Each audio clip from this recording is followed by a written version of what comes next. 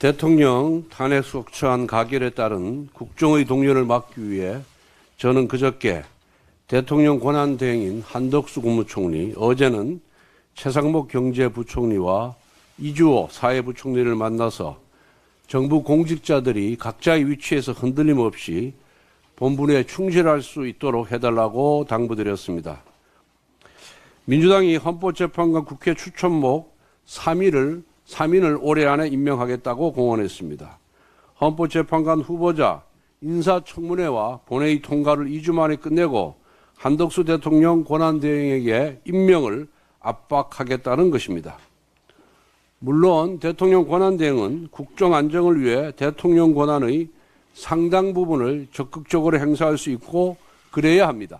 하지만 행정부 소속이 아닌 독립적 헌법기구로서의 헌법재판소 재판관 3명의 임명은 그 권한 행사의 범위를 신중하고 면밀히 살펴야 합니다.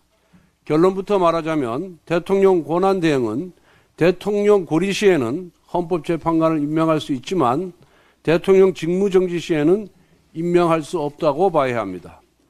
과거 황교안 대통령 권한대행도 탄핵안이 헌재에서 최종 인용된 이후에 대법원이 추천한 이선의 헌법재판관을 임명한 전례가 있습니다. 지금은 대통령이 고리 상황이 아닌 직무정지 상황이기 때문에 한덕수 권한대행은 대통령의 탄핵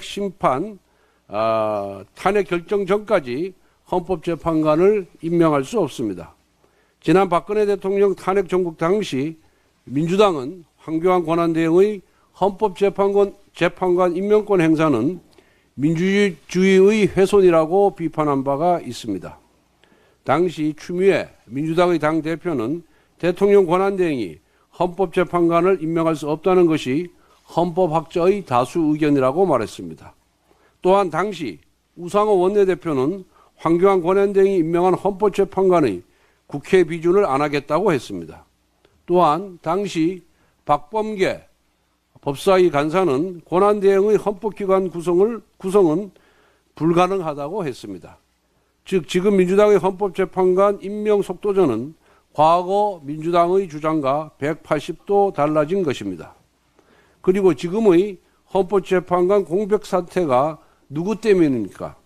바로 민주당 때문입니다. 지난 2달간 민주당은 국무위원과 검사에 대한 탄핵안을 남발하면서도 헌법재판관 임명만큼은 비협조적으로 나오면서 국정마비를 유도했습니다. 국민의힘이 여야목 한 명씩만이라도 먼저 추천해서 임명하자고 했는데도 민주당은 협상을 거부했습니다.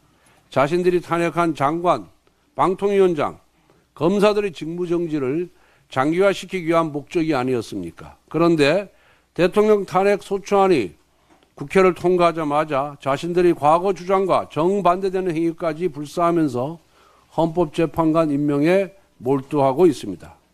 도대체 민주당은 무엇 때문에 정치를 하는 것입니까? 탄핵하려고 정치하는 것입니까? 탄핵안이 헌재에서 인용되기 전까지는 권한대행의 헌법재판관 임명은 불가능합니다. 민주당이 아무리 탄핵 중독이라고 해도 집단적 위헌행위까지 해서야 되겠습니까? 민주당은 한덕수 권한대행에 대한 압박을 즉시 중지하고 자신들의 과거 주장부터 돌아봐야 할 것입니다.